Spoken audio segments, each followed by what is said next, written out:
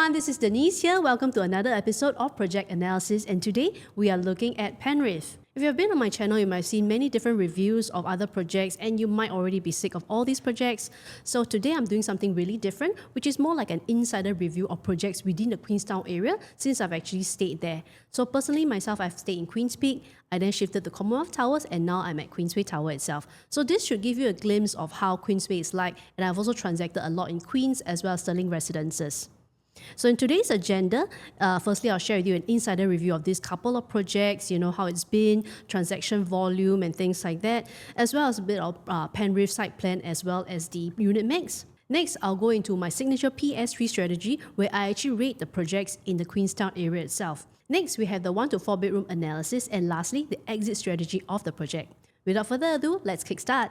So just as mentioned earlier, I actually moved into Queens Peak when it TOP, so I stayed there during the first year, and then because I outgrew a 1+ study unit, I then shifted over to Commonwealth Towers, which is a 2-bedder, and I stayed there for about 2 years. Personally itself, I don't stay in Queenstown, I'm new to it. I like it because I feel that it's close to the city and it's close to where I like to go.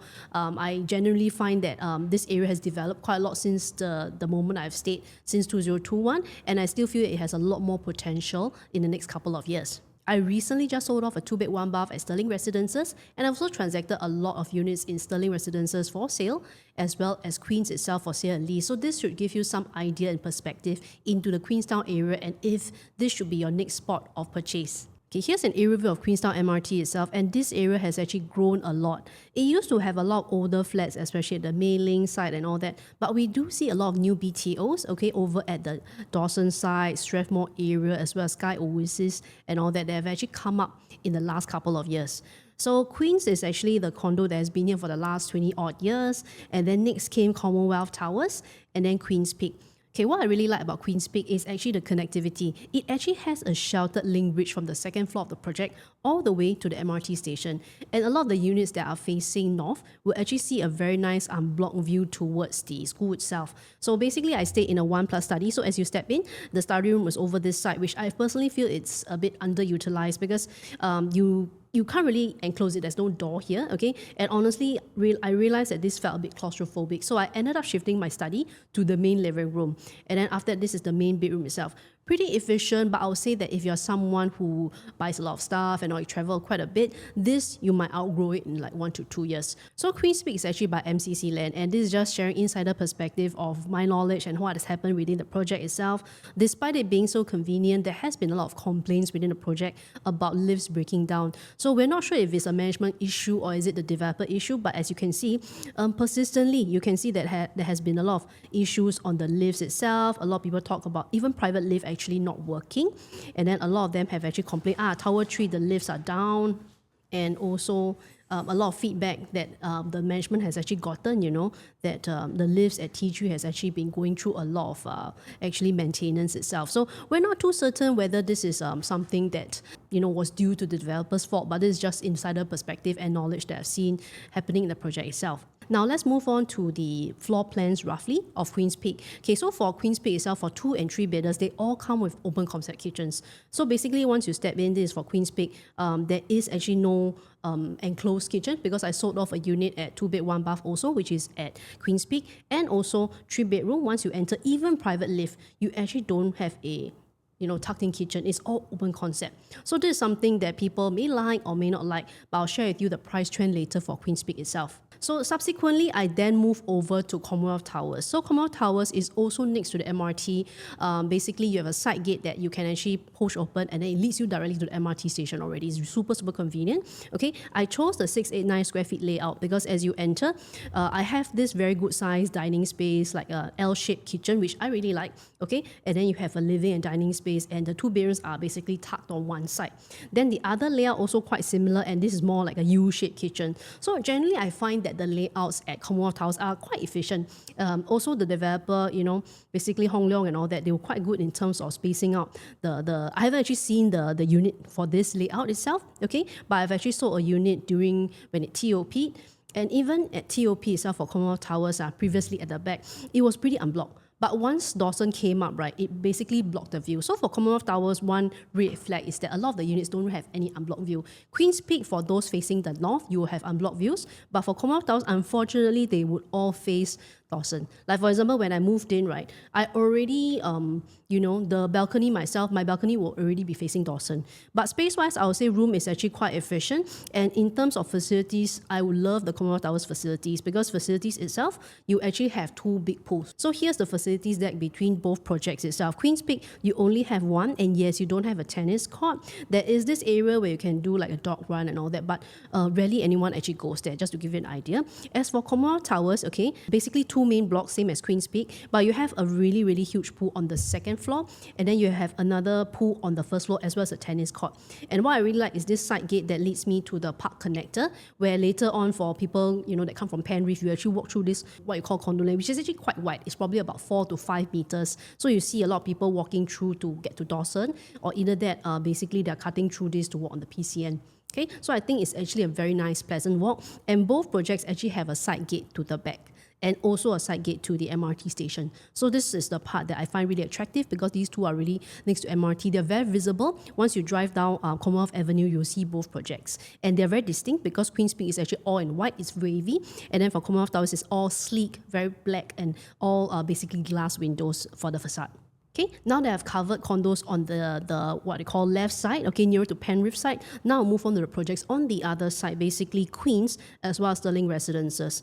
So I've actually been handling a lot of leases as well as for sale in Queens condo, and I think it's very popular despite the lack of good schools, as you know, in this area itself. It's actually very popular amongst a lot of investors because a lot of them find that, okay, it's just next to MRT itself, it's very convenient, maybe about 5 stops to Tanjong Pagar. So I would say this area attracts a lot of own stay. So maybe their children are already not in primary school stage, maybe they're past the primary school stage, and that's why they choose to move here, really because of the convenience. Okay, so Queens itself is already, it was built 1998. It's a fairly older project, but it doesn't have any balcony, so you can see the room size are all very good size. You have a very, very nice kitchen as well as a yard at the back, and then a living room, because there's no balcony, is fully maximized.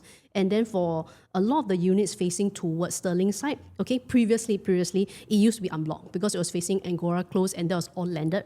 But now with Stirling built up, it tends to be blocked by Stirling itself. Okay, so basically Queens, I would say, works for people who like the space, because for like the sizing itself, it can go to about 1184 square feet or 1195 square feet for the 3-bedroom. And because it doesn't come with balcony, you have very good sized rooms, but they all have bay windows. So the bay windows can actually come up to maybe around 1 meters. So do take note, if you are someone that don't like bay windows, Queens may be something that, yeah, you might like the living room, but the rooms itself actually all have bay windows. So some of the rooms may only be able to put like a single bed after you consider the tall bay window. So another thing to note about Queens, because it's already about reaching 30 years old, is that there has been a lot of news about older condos recently that, they actually don't collect enough maintenance. So when they don't collect enough maintenance and sinking fund, what happens at the older stage is that things like lifts, car parks and all that, they actually need a lot of maintenance. So when you don't do that, right, the lifts always need to be well maintained every year. The thing is, if the condo doesn't have a lot of sinking fund, they may not be able to repair the lifts or get new lifts. So this could be dangerous, for example, when the lifts stall. And we have seen that, happening in Queens Peak itself. Just now, as you saw, it already happened in a newer condo. What about older projects? So that's why a lot of the older projects like Loyang Valley and even taller ones, especially like Fernwood Towers. So Queens is an older project also. It's reaching, the 30s and all that, and it's a high-rise project. So could it be someday that, the lifts itself, you need an entire overhaul, and all this could cost like 1 to 2 million. So it really depends if the condo management actually has enough funds to rehaul or redo the entire lift shafts and get new lifts itself, because lifts and all that, they actually have a limited lifespan. Next, we move on to Stirling Residences. I've actually sold a couple of units here. The most recent one is actually a 2-bed, 1-bath, and the buyer is actually a single buyer. So I can also understand why most buyers actually really like this area. After it came up, do you notice that actually the views are facing towards the north side is really, really unblocked. So if you buy something on the 30th floor, this is actually Commonwealth Towers, and then on the side itself is actually Queens. So as you can see, it's really unblocked views. pretty much 360 unblocked views, because most of the blocks here are older. Like I mentioned, Queenstown is actually an older estate. So all these maybe come up to about maybe 10 to 12 or maybe 15 floors, as you can see. So as long as you are 20 floors and above, you are tower them all, you can look out to a very far and unblocked view, which is very rare. You don't actually get this kind of views in Singapore. You don't have a lot of it's all high rise everywhere, so it's very rare to have one where it's quiet facing and it's facing towards unblocked. Like the roads here and all that are very quiet because it's residential. You can even see like IKEA and all that are over here. So this area itself for Stirling Residences, one thing is that a lot of people like it is because it's quieter. Whereas you stay at the Commonwealth Towers or Queens Peak side, it might be noisy because you're flanked by Commonwealth Avenue and you have the MRT noise, and the MRT is not underground, it's actually above ground. So you tend to actually hear MRT noise if you're actually facing the track.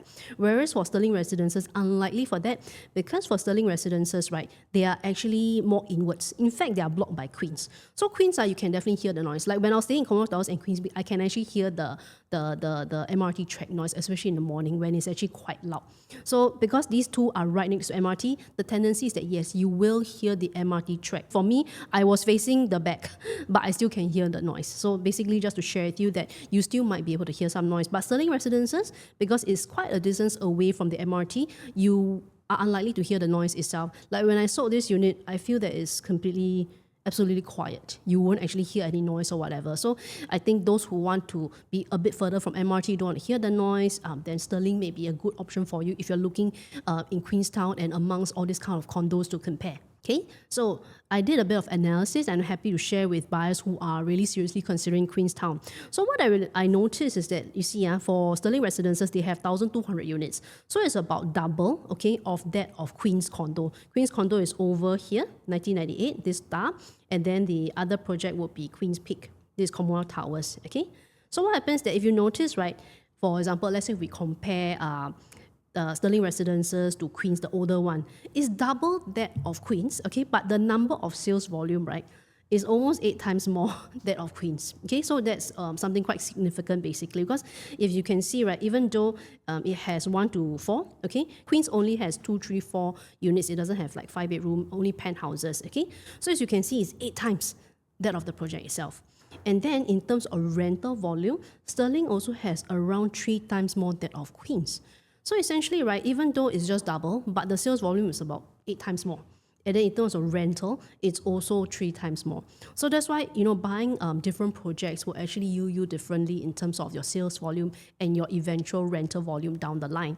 So if you want to have a deeper chat about this and deeper analysis of this versus other projects and other areas, feel free to actually scan the QR code and let's jump on a Zoom call. So as a value add for my clients who work with me, I don't just like to analyze in terms of like the project itself. Okay, what I do is something one step deeper. What I actually did for them, for my client at Stirling Residences, was to look at the differences between the 1, 2, and 3 and 4-bedroom performance within the project itself. So you see, even within the project, right, not everything is growing the same. If you notice, right, one of the line is actually has shot up here, but is going down. This is the green color line. The blue line, as you can see, is starting to stagnate. If you notice, blue line is starting to stagnate since maybe 2023, okay? But the one that is yellow, as well as the pink color, if we zoom in, is still continuing to go up.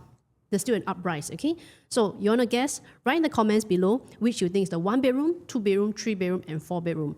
So you see, within a project itself, a lot of people don't realize it. They think that, they all just grow together. But the truth is that every different unit type actually can grow differently. Green line went up about 5%, okay? Blue line 24%, yellow line 35%, and red line 36%. So why is there such a huge difference? So viewers, if you have a condo right now, you want to understand what's your price trend for your project. Everybody will tell you, okay, it has gone up by a certain percentage. But as you can see, within the project itself, even different unit types perform differently. Like the 1-bedrooms could be, dropping in price. The 2-bedrooms can be stagnating, but the other ones could be increasing. So what I do for my clients who actually hop on the Zoom call is not just to understand the project, also it's about their own project and how it's being performing and whether you can optimize it further or whether you should swap out for something else. So if you're keen to find out more, scan the QR code and let's hop on a Zoom call so I can show you the deeper analysis for your own project, and basically for people who are buying into this area, which unit type should you actually aim for, which is something that may grow further, which is something that may stagnate. So Penrith is launching in a period where there are a lot of different other launches. As you know, we heard that there are 8,000 people who visited Sky Show Flat. So if you're still confused and you're unsure, which project to actually explore, also scan the QR code. I'm happy to share more about the different project analysis that I've done and, which one may suit your portfolio the best. All right, so let's move into Penrith analysis itself. Okay, so this is the site map. So as you can see, 462 units is by Cocoland and Hong Leong. Okay, is that they've actually structured it quite well in the sense that it's 2 blocks. Okay, and they're parallel. Okay, this part is the park connector. So essentially, there's only one ingress and outgress, which is through Margaret Drive, which is a smaller road. Okay, and then what happens is that the units here will have north view, so they'll face towards like the good class bungalows, which is really unblocked. Okay. And then all the units here, right, will have, partly some of the views because the school is right over here itself. And then HDB is this side. Those who are buying these blocks, especially if you are this stack, you still can have pretty unblocked views as long as you are above the school. And then here is actually the park connector. So I can already see that they have like a side gate here to lead you to the MRT station itself. So Guaco Land and Hong Leong joint venture itself, I would say quite a good plot of land. Okay, essentially there are 462 units and 376 car park lots, which is not surprising because this project is actually very close to MRT itself. So when it's very close to the MRT, developers tend to only give about 80%. So I think that most people who stay here, especially this project, they have 2 to 4 bedrooms. Likelihood is that 2 bedrooms may be for investment-oriented folks, and then the rest of it could be for owner-occupied. So now let's take a look at the breakdown itself. So as you can see, like I mentioned, the 2-bed 1-bath, this is the minimum unit size here, and it's actually quite good size at 614 square feet.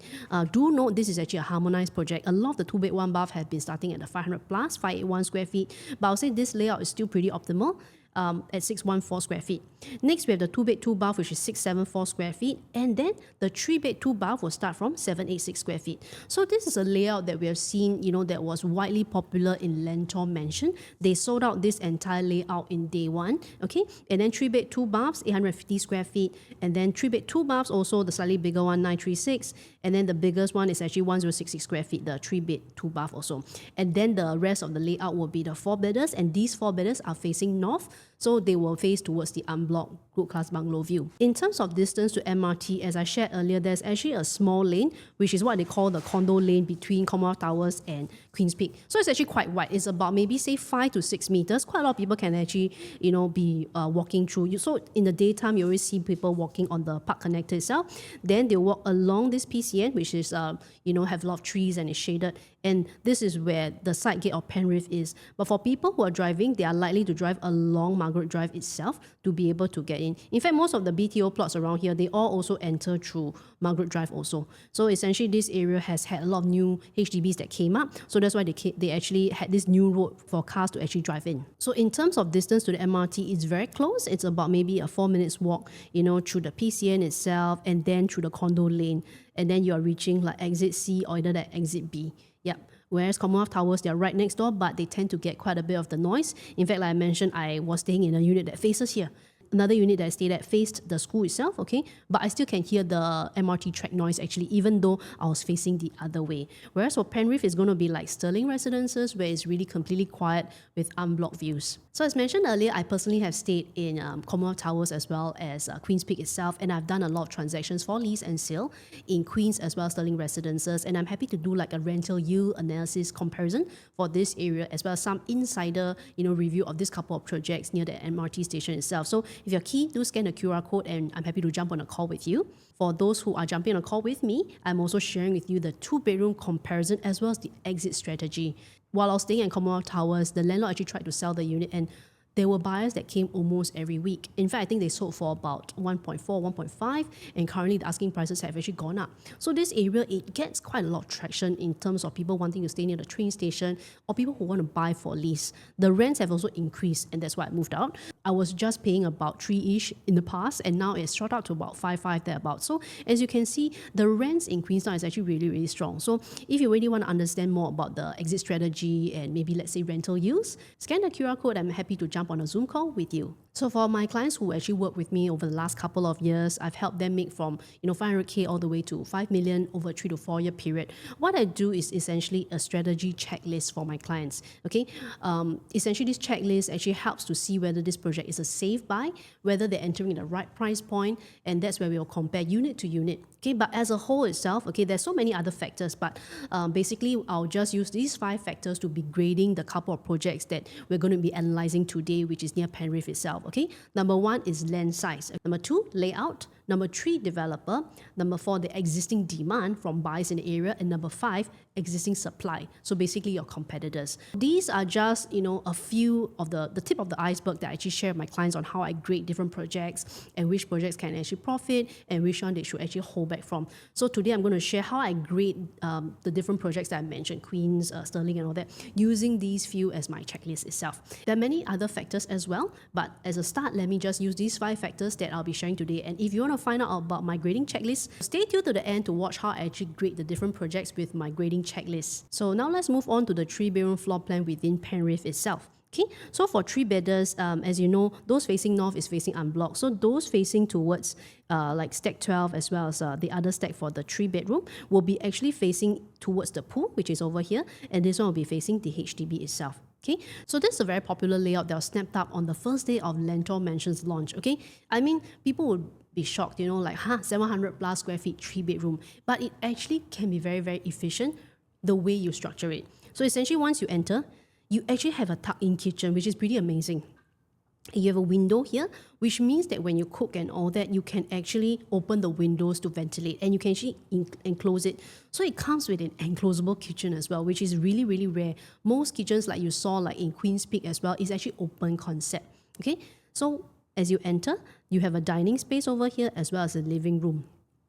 And 3 very good sized bedrooms that actually can fit a queen size bed.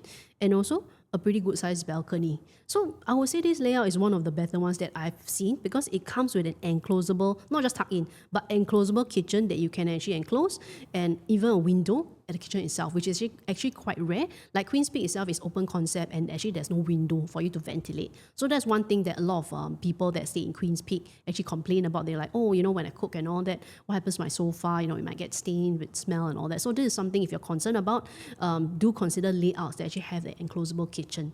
Next, we have the 850 square feet layout itself. So this 850 square feet, as you enter, you actually have a slightly longer walkway. So this layout is also facing to the HDB side, and then you actually have a kitchen tucked in, and there's a window over here. So I would say this layout actually gets quite a lot of light that comes in, and you have a very good size, I would say, dining as well as living space. And then your room sizes are also very good.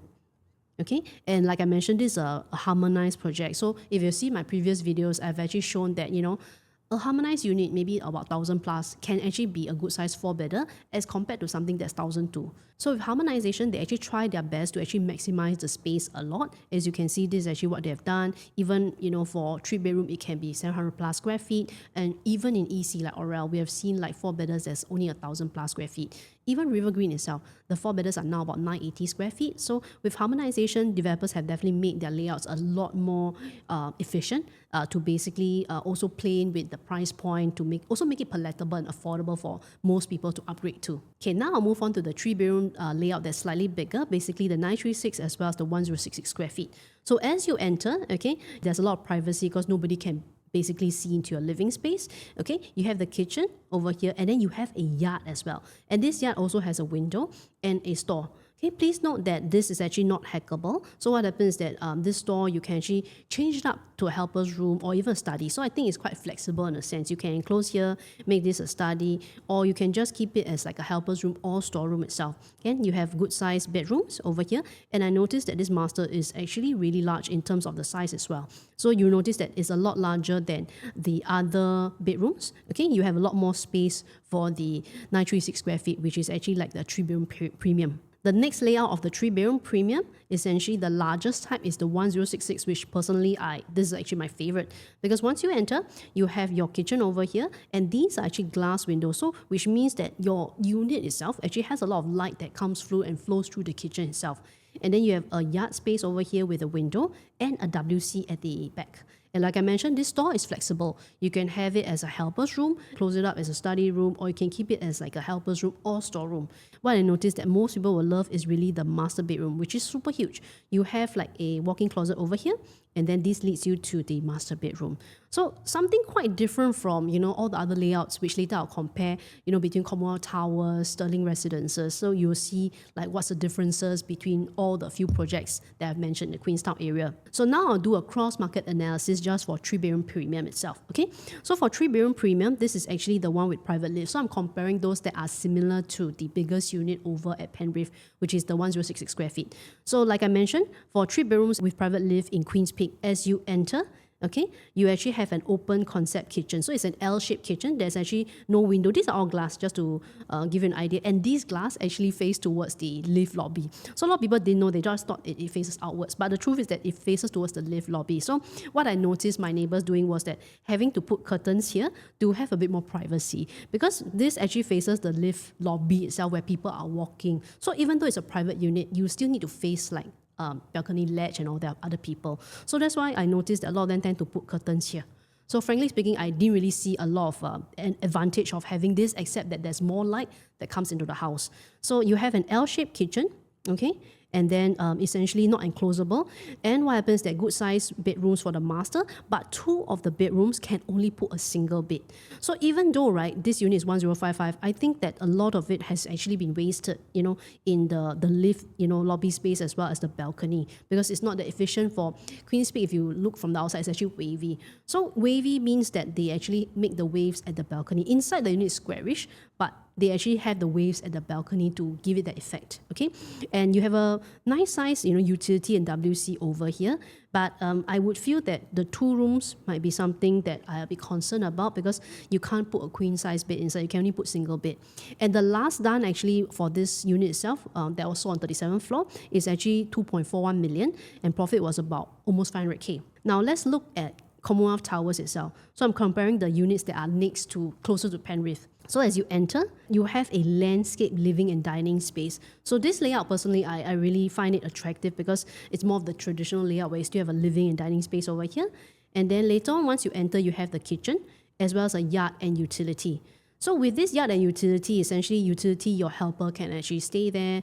It can be a storage room. Then after you have three very good sized bedrooms, but however one faces towards the walkway or the other side. Basically, this room tends to be a bit darker. As you can see, this is the glass panel and window, but it tends to be a bit dark, because I noticed this when I actually looked at many Commonwealth Towers 3-bedroom units. I noticed this room tends to be slightly darker. These 2, they have full-fledged height windows, but because this one faces towards the ledge, the back, basically, it tends to be much darker. Like it faces the walkway and all that.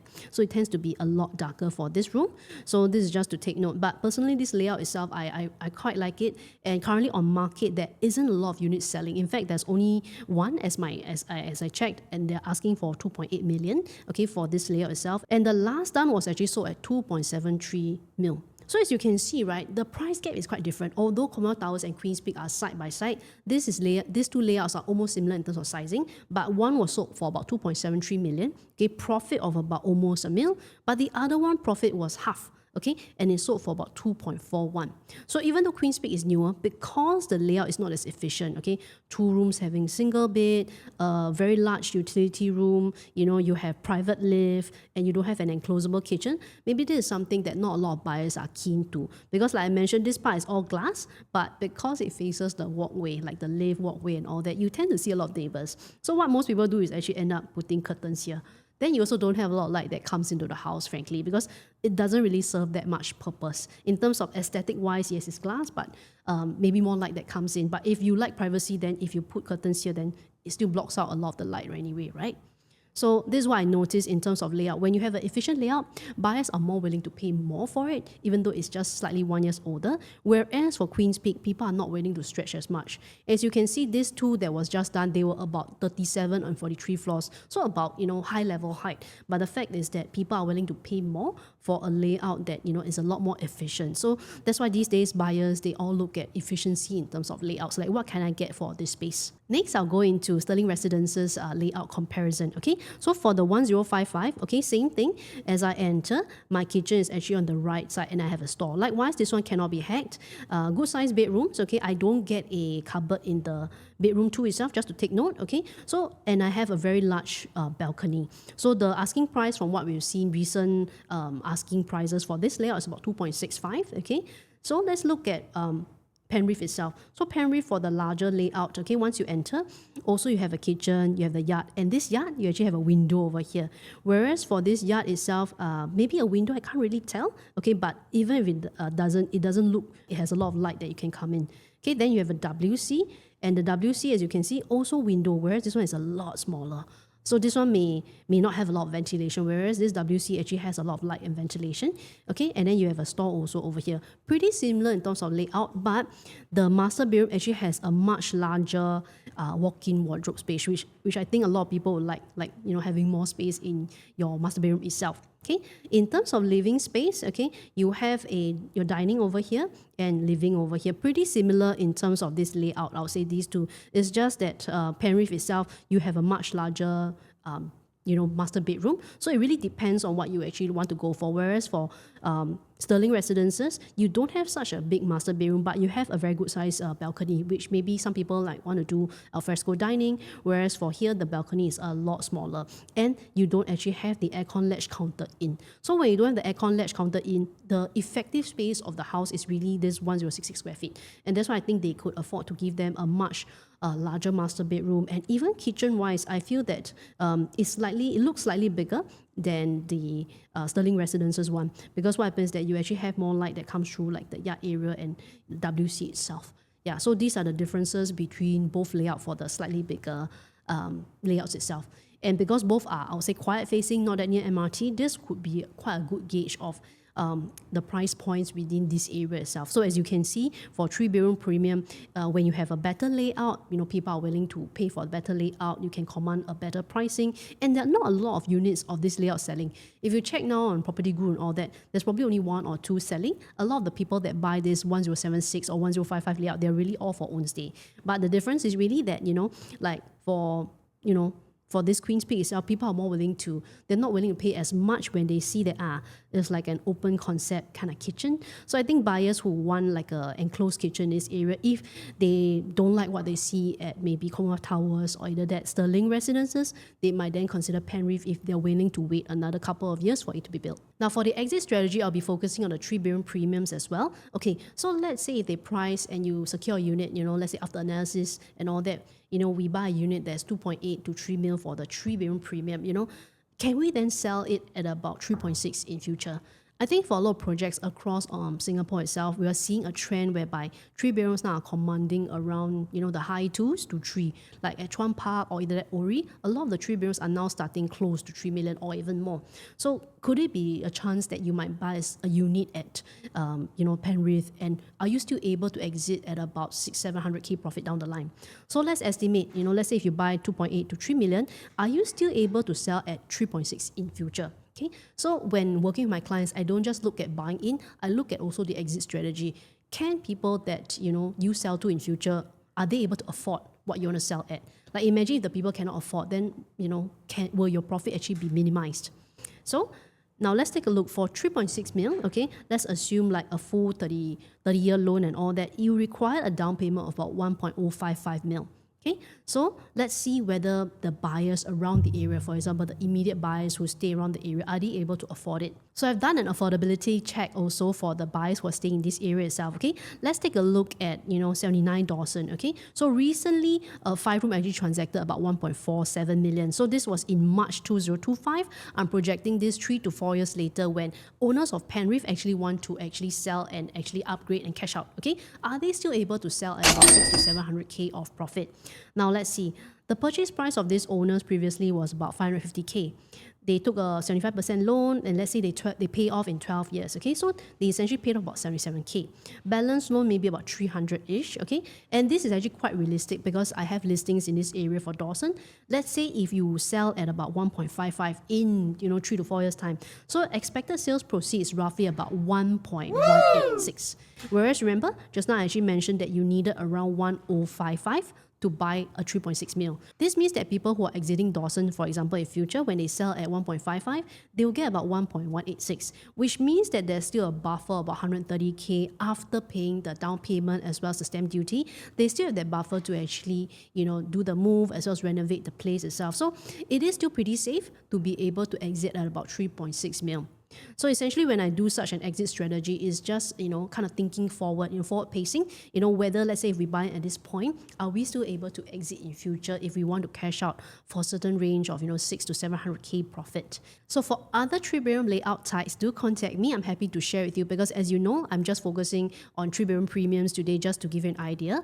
But for those like 786 square feet, the 936 square feet, do drop me a WhatsApp or scan the QR code so we can actually hop on a Zoom and I can share with you on the different calculations that I've done for other 3-bedroom layout types. Essentially, who you can potentially look to actually exit and whether they can actually afford the unit. So it's an affordability check for your future buyer, which I think is very important. A lot of people talk about buying in, but they don't really talk about the exit strategy, like who is going to be my actual buyer in a couple of years, like 4 to 5 years time. I've also spoken to a couple of my clients and they are concerned about the size of Penrith because, as you know, size of Penrith isn't very huge. There's only 2 blocks, okay? So what I did was a deep dive into some of the condos within the D3 and D5 area itself, and I actually pulled out 2 projects, okay? So there's Margaretville.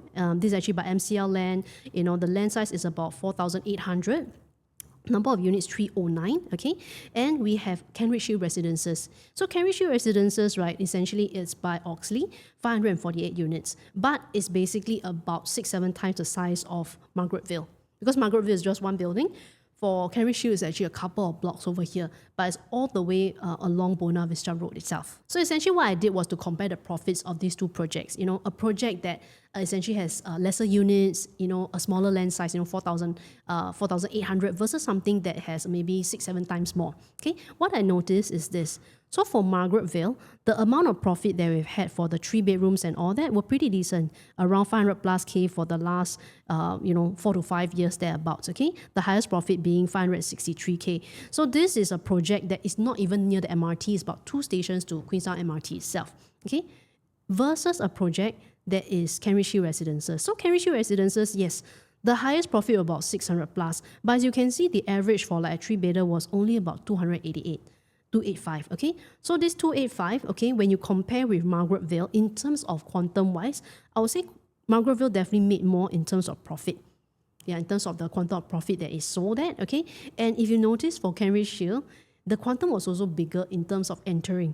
For example, buyers needed to enter in at 3.1 mil and then exit at 3.75.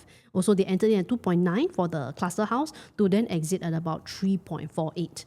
Annualized return, you notice that Cambridge Hill, a lot of it is in the 2 to 3% range. Annual returns as in the returns in terms of what you have put in terms of an investment, where we analyze it, versus Margaretville, okay? So Margaretville itself, you can see it hits up to even 6 or 5% itself. For basically averagely about 4 to 6%, which shows that a project with a smaller land plot, okay, can actually perform better than one with bigger land plot. And that's why just now, like I mentioned in my checklist, there are 5 different factors. Land size is one of them, but it may not be the most crucial factor. Let's dive down to see what are the more crucial factors in determining your future profit. Just to recap, I've covered about land size. Next, I'll talk about layout. Layout is also one of the factors. As you have seen, I just compared 3-bedroom layouts. Sometimes with a better layout, you get more profit, you can sell higher. Sometimes with a poorer layout, you may not be able to sell as high or profit as much. Okay, we'll go into the rest, which is demand as well as supply in the area itself. Okay, so now if we zoom back down to Cambridge Hill Residences, okay, so let's look at the demand in the vicinity. Okay, so when you stay in Queenstown, right, essentially, I've stayed here pretty much for the last 6-7 years, okay? There's really only that many condos, okay? Essentially, you have your Queens Peak, you have your Commonwealth Towers. These are big projects, okay? Then there's upcoming Penrith, and then you have Margaretville over here. Then there's Queens and Stirling Residences, which is 1,200 units. So basically, Lai Lai Chi Chi is only these couple of projects. Basically, what you notice is the demand in the area also is also only these few projects that actually have that have condos. So for people who want to upgrade, think about it. You're going to have people that come from Skyville, that come from Sky Oasis and Sky Terrace. Not just that, there's upcoming BTO projects in like Queenstown Horizon and all that they are building in the area. There's actually a lot of BTO flats building over closer to where I'm staying right now. Once I look out, it's like BTOs everywhere building. So when all these MOP, where are they going to find if they want to have condo facilities? Let's say if you want to have an upgrade of lifestyle. Definitely some of them may move away, but those who are staying will find within the area itself. So that's why the demand here in terms of upgraders has always been strong, even though the projects there's only about 5 to 6. Okay, now let's look at demand within Queens Peak Residences. As you can see, majority are also condos. So perhaps those who are buying this area are those maybe changing out from a 2-bed to a 3-bedder, a 3-bedder to a 4-bedder, or either that they may move away from here. But as you can see, there isn't any immediate demand from people who are upgrading from their HDB, for example. So those who are buying into Cambridge area, maybe they're coming from another area, Clementi or Woodlands, but they really like staying near the park, and that's why they actually come to this project itself. So let's talk about demand and supply. So like I mentioned and shared, in Queenstown, there are not many condos. There's only maybe about 5 to 6 big ones, which is your Margaretville, basically Queens Peak Commonwealth Towers, as well as Queens and Stirling Residences. There's a smaller one called Alexis, but for the sake of analysis, we'll be looking at the bigger projects itself, okay? Now, we look at those BTO projects that are actually launching in the area. As you can see, they are not few. There's a lot of it, okay? It comes out to almost 7,000 over the next couple of years that are going to MOP, okay? And within this area, I've actually done a chart on the demand and supply. So as you can see, just next to Margaretville, there's actually Sky Residence at Dawson, which has 1,200 units, and all of them are meeting MOP around this or next year. There's also Sky Oasis, okay? And for those who know this area well, there's also the new hawker center, Margaret Drive Hawker Center, that's just opened over here. And that one actually has about 1,192 units total, okay? For the slightly older one, like Skyview at Dawson, that one has 960 units, the one with the loft and all that. There's also Sky Terrace, 758 over here, Sky Terrace. And there's also Sky Park at Dawson, 810. So as you can see in this area, there's no lack of buyers who are upgrading. Basically, just imagine you don't need like 100 of them. You just need 10 of them who want to upgrade. If they're upgrading in the area, how many of them are likely to upgrade in the same area? Like I mentioned, some may shift, but those who want to upgrade in the same area for a different lifestyle or facilities, they will definitely look at the condos nearby. And as you can see, the ones that are upcoming, like I mentioned, those that are still building and all that will be Stirling Horizon. That one will have 1,126 units. There's Queensway Canopy over here. That's right next to where I'm staying, 996 units. And then there's Queens Up, 610. So even then, there's a lot of future buyers, almost 2,000 new buyers who will come into the market over the next couple of years, okay, who may want to look at Penrith or the other projects within this area itself. So there essentially, as you can see, there is a lot of demand, okay, from people who are living in this area when they want to, cash out from their BTO, okay? And also supply. Like I mentioned to you earlier, in terms of demand and supply, they work together, okay? Demand, as you can see, there's a lot of demand from people who are upgrading. What about supply? As I mentioned, there's only that couple of projects. There's Margaretville, the bigger ones, Commonwealth Towers, Queens Peak, Queens itself, the older one, and then Stirling Residences, all which are fairly new, and Penrith is right around here. And like I mentioned, you're going to have easily 10,000 to 11,000, BTO upgraders in this area itself. 5,000 more, a few thousand more coming over here the next couple of years.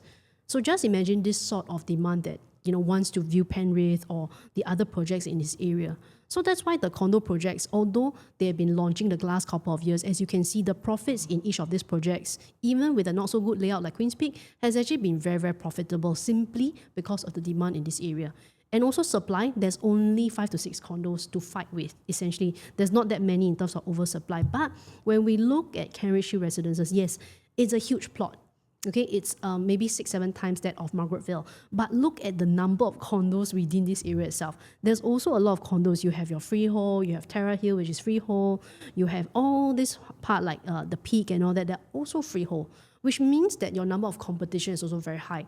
And they all tend to be low-rise residences, which means that, they are not the high-rise type. They don't command a lot of, I would say, visibility. Like Cambridge Hill, you only know if you have driven around the area. And even if you do, which one is Cambridge Hill?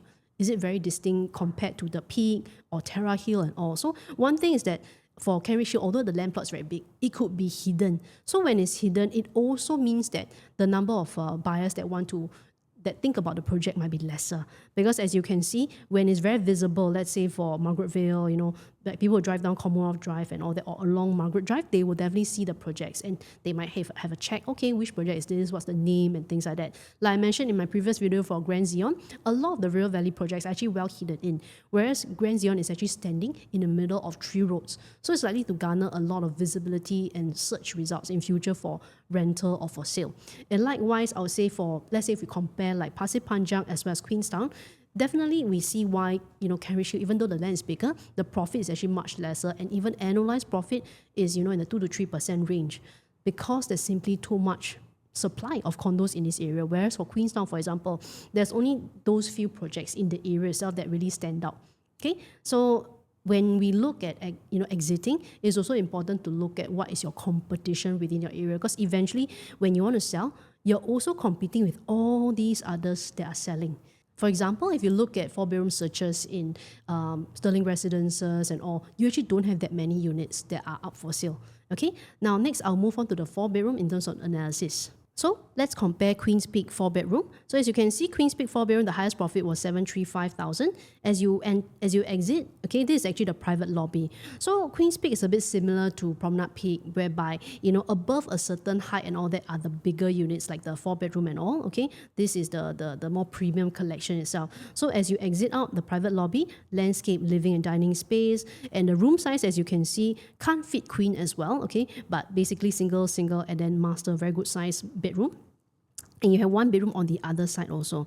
So it's the kind of layout that a lot of people like, because you have this landscape, kind of very wide open living and dining space. And because it's facing north, especially for this stack, you're likely to have an unblocked view. Even for the one that's facing south, because they're on 28 floors and above, you're likely to tower above all the HDBs, and what you see might be the sea view and all that. So you might be looking towards Sentosa. So that's why both views actually have very good vantage points. Okay, now we look at Commonwealth Towers. Commonwealth Towers, just to share, there's only one stack, unfortunately. So there's only one stack over here, stack 19. And because HDBs are over here, I mean, I've stayed there, so I know, there's actually blocked. In fact, I've seen some of the listings also. It tends to be a bit blocked. You don't get the full kind of unblocked view like what you have at Queens Peak. So that's why the highest profit over here is 757, which actually, if you look at it, is quite similar in terms of the 700 plus K in terms of range. Okay, I think a lot of people are willing to pay more for Queens Peak because this layout is actually pretty efficient in a sense. You have 4 good sized bedrooms, okay, and then you have that kind of landscape living and dining, and Commonwealth Towers also, but unfortunately because they have landscape living and dining, but because it's facing the HDB behind,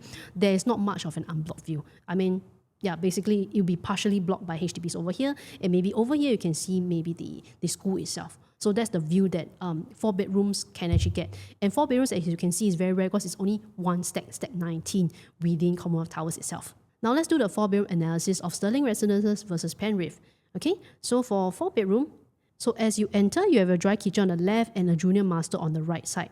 And the units are all facing towards the south view. Okay, so basically, like I mentioned, they're all south facing because the unit I sold, the 2-bed 1-bath, was also south view, so facing towards Sentosa and the sea.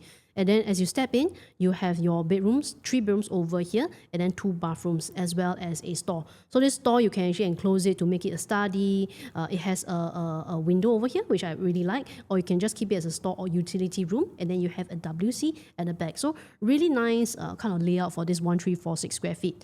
Now for Penrith itself, they actually have 3 stacks of 4-bedroom. Isn't that amazing? I mean, most condos only have like 1 stack. Like Commonwealth Towers, they have 700 plus units, but only 1 stack of 4 bedrooms. So as you can see, 4 bedrooms are in demand these days because people want to upgrade. After COVID, especially, a lot of people, they want to work from home and all that. They want some kind of hybrid work. So which means that one room has to be like a work room and all. Okay, so as you step in, there's the kitchen, okay, which has a glass window over here. And then you have a yard area as well as the WC and a store. Okay, so very rare to actually have yard these days. A lot of projects don't even have yard itself. Okay, as you step in, you have a very good size in terms of your living space and dining space also, which you can actually put horizontally or vertically. Okay, then as you walk through this side, all the rooms actually are on the same side of the house. So it's basically they'll be on the right side. Okay, so you have your common, as well as your master, and the master tends to be super huge. So as you can see, they actually place a lot of emphasis on living space. A lot of people have been talking about, master room being a lot smaller, you see. Like for Stirling, the master room is quite standard. And as you can see, like for Commonwealth Towers also, the room is not much bigger. Okay, same as Queens Peak, also quite, kind of standard, only slightly bigger than the common bedrooms. But if we look at Penrith, they actually place a lot of emphasis on the master. So just imagine your master, you can actually potentially have a king-size bed. Okay, your wardrobe is over here. For parents with kids, you can actually have a baby cot here as well. Or you can even have your study area here too. So I think 1173, I'm actually pretty amazed by this layout. They actually place a lot more space in the master bedroom because they know that people have been talking about bigger space. Some people have been working from home a lot, staying home a lot. Okay, so lifestyle also, our lifestyle changes has also affected how we actually live these days. People tend to be home a lot more, maybe doing meetings from home, and that's why having a comfortable space to stay is really important. That's why developers are actually really smart to have 3 different stacks of 4-bedroom. So essentially, right, you look at projects like Commonwealth Towers, they only have one stack, stack 19, which is facing towards a bit of the HDB as well, slightly half unblocked view. They only have one stack of 4-bedroom among 700 plus unit. Whereas for this project itself, Penrith, they have 462 units, but essentially 3 stacks of 4-bedroom because post-COVID, everyone's lifestyle has changed quite a bit and they give you a lot of space in the master. So as you can see, right, amongst these 4 projects, they actually are the most generous in terms of space, just purely in terms of sizing for the master itself. Okay, now let's take a look at the analysis between the 2 different types of 4-bedroom. So just now I mentioned the one was 1173 square feet. Now let's take a look at the biggest one. And this one has the nicest view, basically facing north, facing towards the good class bungalows. Okay, as you step in, okay, you have a really nice glass kitchen. So just imagine the amount of light that comes through this kitchen itself. Landscape living and dining space. Okay, then as you step through, there's that huge size master again. Okay, like I mentioned, you can have a king size bed, you can have a baby cot or even a study in this area. Then here is your wardrobe space. Okay, so for this layout, as you notice, this is a Jack and Jill, which means that one child can sleep here, one child can sleep here. And this room here could be suitable for, let's say, larger families or those staying with their grandparents and all to actually stay here. So it's like more of intergenerational living. Okay, and essentially you have a very good sized storeroom over here. Same thing, the yard and WC. I think the kitchen itself is really quite large, as you can see. It's the largest amongst all the layouts and very rare to have this landscape living and dining. And in fact, for those that are facing north, this is the type of view that you actually be getting. In front of you, essentially, is all good class bungalows, and you won't really have anything that builds up from there to block your view. So for buyers who really want that vantage view, you actually have that because most of the projects, except for Stirling Residences, like Commonwealth Towers, Queens Peak might have that kind of view. Okay, Commonwealth Towers only halfway, unfortunately. Queens itself, it's all blocked. Like those facing the MRT will be blocked by condos on the other side. The other side will be facing towards Stirling Residences. So Queens actually doesn't really have any more unblocked views. Previously, it did. Okay, so Penrith will be the one that actually has that kind of unblocked views for buyers who really like that view. Okay, now let's take a look at the 4-bedroom supply in the area itself. And I mean supply as in number of sellers selling. Okay, so if you look at it, Stirling Residences, there are no listings for anyone wanting to sell. And Commonwealth Towers, as I mentioned, there's only one stack, so it's very few units, even with a development of 700 plus units. And Queens Peak, there's only 2 listings for sale out of 700 plus units as well. Okay, and it's asking for 3.8. So like I mentioned, Queens Peak will be the other one that has quite unblocked view because the 1507 square feet, they all start from 28 floors and above. So 28 floors and above, you have such a nice kind of wide frontage view starting from about 2005 PSF. So basically for Penrith, the prices are not out at this moment, okay? But just imagine if the prices could start from like let's say 3.2, 3.3, because they're all on the lower floor, you might get it on a slightly lower floor. Actually, you still have a very nice unblocked view even at like maybe 10 to 20 floors itself. So therefore, I find that there's kind of like a price gap that potentially you might have because Queens Peak itself, similar to Promenade Peak, all start from 28 floors and up in terms of the bigger layout. Whereas you can actually get a bigger layout maybe in the middle floors as well, and you still have an unblocked, good class bungalow view. So I've done an exit strategy also for 4 bedrooms, and if you'd like to find out, scan the QR code and I'm happy to hop on a Zoom call and share more with you. I've done a short scoring on the different projects, and if you'd like to know more, I'm happy to share more with you. Please note this may change depending on the unit type itself, okay? So as you can see, most of the projects have pretty good size. I mean, let's say we talk about Commonwealth Towers. It hits out most of the things, basically, but it's whether you can find the right unit type within the project. Is it going to be overpriced or still well within valuation of what the seller is going to sell? Same thing like Queens Peak. They have good land size, but the layout hasn't been that good in terms of the 1 to 3 bedrooms, and that's why I put a red dot there. Okay, developer reputation, MCC land, and demand and supply has actually quite strong in the area. Stirling Residences as well, it meets everything, but it's basically based on the unit type. So when my clients actually, hop on a Zoom call with me, then I can analyze for them for the unit type they're going for. Is it going to be priced well or is it overpriced? And Canary Shield, okay, you get good size land space, but because of the existing demand, there's not a lot of demand, from upgraders in the area itself, and there's a lot of supply of other condos. It might be a challenge for people who are entering Canary Hill Residences. For Margaretville, okay, land size not really huge, same as Penrith, not really huge, but in terms of layout and essentially existing demand, this is the one that may overwhelmingly push up the profits, because even though it doesn't have very good size in terms of land space, but maybe the demand itself may actually push that up, because you have so much demand in the area that people actually don't mind the land size. Maybe people like a smaller land plot because you have lesser neighbors to compete with facilities and all that. And essentially, this is one of the projects that have a really nice view. Like Margaretville is about 2 stops to the MRT station, but for Penrith is walking distance. So there's also pros and cons of different projects. And basically, when I score the projects, it's just based on these 5. It could also depend on the layout type. Let's say 4-bedroom, 3-bedroom, 2-bedroom. So for deeper analysis, scan the QR code and I'm happy to chat more with you. Okay, there are so many launches that are coming up, and it seems like 2026 prices are going to shoot up with lands getting bid high and all that. If you're confused about the recent launches, feel free to drop me a text and we're happy to chat more with you. And essentially, if you watch to this point, okay, don't get trapped in a unit that actually kills your profit. Okay, let's see how we can maximize your profitability, your capital gains, as well as a sound exit strategy for you. So if you'd like to find out more, do scan the QR code and I'll see you in our next video. See you soon.